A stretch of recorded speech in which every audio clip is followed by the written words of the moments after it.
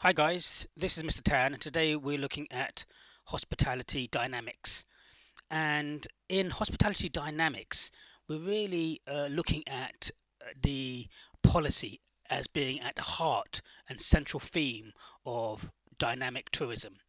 And if we look at the different definitions, well, we can see one policy by the Merriam-Webster Online Dictionary 2007, which says a definite course or method of action selected among alternatives in light of a given conditions to guide and determine present and future decisions. So if we look at another definition from the popular tourism textbook, Tourism, Principles and Practices Philosophies, Goldner and Ritchie 2006, they define tourism policy by stating, tourism policy can be defined as a set of regulations, rules, guidelines, directives, and development promotion objectives and strategies to provide a framework within which the collective and individual decisions directly affecting long-term tourism development and the daily activities within a destination are taken. So this definition is highly useful in most circumstances. Another useful discussion on tourism policy can be contained in the Travel and Tourism and Industry Primer written in 2007. And they go on and they state that tourism policy defines the direction or course or action that a particular country, region, locality, or the individual destination plans to take when developing or promoting tourism. The key principle for which tourism policy is that it should ensure that the nation, region, or locality would benefit to the maximum extent possibly from the economic and social contributions of tourism. So the ultimate objective of tourism policy is to improve the progress of the nation, region, or locality and the lives of its citizens. So here we've looked at three different types of definitions to really try and understand what we mean by tourism policy or the policies of tourism. So in essence, when we look at these definitions, we're basically saying that we want, a course of action. We're saying that we want to kind of like adhere to a set of regulations, rules, and guidelines, or strategies that we need to adopt, and adopting a framework. And we're also saying that the ultimate aim of this is to benefit the region or locality to the maximum extent possible, from the economic and social contributions of tourism itself. So what we're basically saying is that we need to have a new look, a new way of looking at tourism policy. And fundamentally, tourism policy should present a set of guidelines, which when combined with planning goals, charts a course of action for sound decision making. So tourism policy, typically fragmented and poorly defined by governments throughout the world, is sometimes, very, very difficult to understand.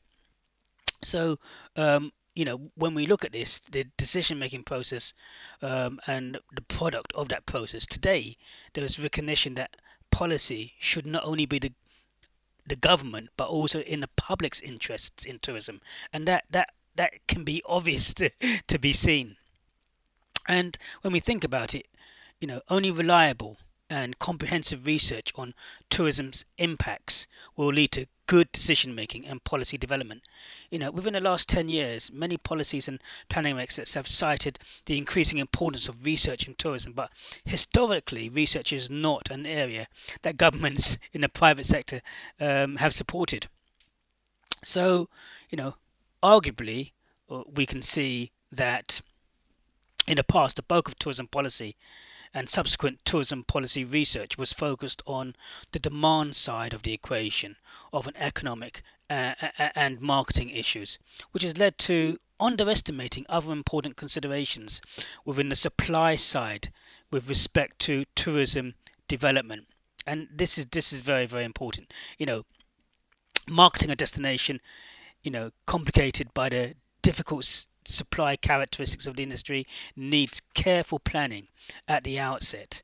And therefore, the government needs to look at both sides of the coin and, they need to do a great deal of more research to see exactly what is needed by whom to get the maximum benefit, not only for the government in terms of all the taxes, in terms of corporation tax, employee income tax, national insurance contributions, and all of these benefits for the government, but also from the people who are living in the area and industry, and have you know um, an impact. It's going to impact upon their lives. So this is very, very important, and it needs to be taken into consideration as regards to where things are going. Now, if we look at a tourism policy formulation diagram, we can see that at the top we have the tourism issue, and then linking into the tourism issue again, we talked about research, which is extremely important, and then the impacts on issue, as for example economic, environmental, or social, and then you have the influences on the issue, as for example in the public sector, private sector, and the non-profit sector, and influences in terms of laws, regulations, and barriers. And then you also have the influences in general in terms of linking into the goals and objectives, which then links into the policy information, the decision and implementation, and after implementation, then you have the evaluation of the model. Now, if we look at another model, we can see the tourism policy development process. And with the tourism development process, we can see that we have the tourism policy at the top, and available information is leading into the tourism policy, such as the available resources in terms of the human resources, the financial resources, and the material, physical resources.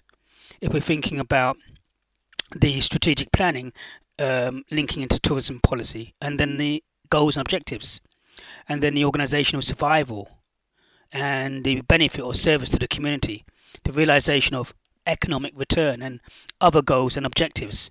And likewise, leading into the tourism policy would be the summation of conditional factors, including political factors, and sustainability. And sustainability itself would be fed on economic factors, environmental factors, as well as social factors. So we can see that all this information is leading into the development process for policy.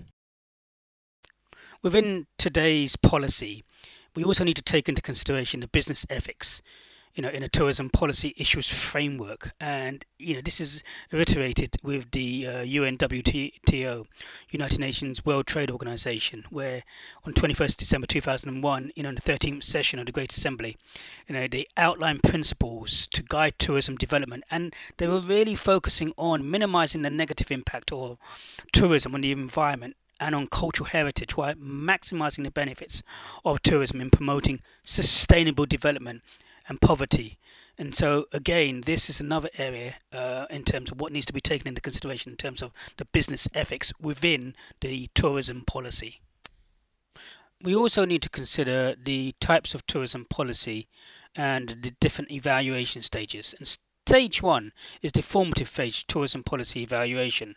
And in this phase, it's literally what it says: tourism policy development means exactly this, and tourism related issues have arisen requiring new tourism policy formulation. This can occur at any level of stakeholders in a desired outcome, from local citizens to relations between and among nations. And then we move on to stage two. And stage two is the development phase tourism policy evaluation. And similarly, development phase tourism policy analysis is extremely important in many instances, as it enables evaluation of policy implementation mainstream. In 1999, for example, the government of Belize, established a new tourism policy, placing high priority on tourism, as a preferential development option, with a focus on, those cruise ships in terms of that market and tourism sector. The final stage is the phase tourism policy evaluation, which evaluates long-standing policy issues and accepted norms and doctrines for continued validity.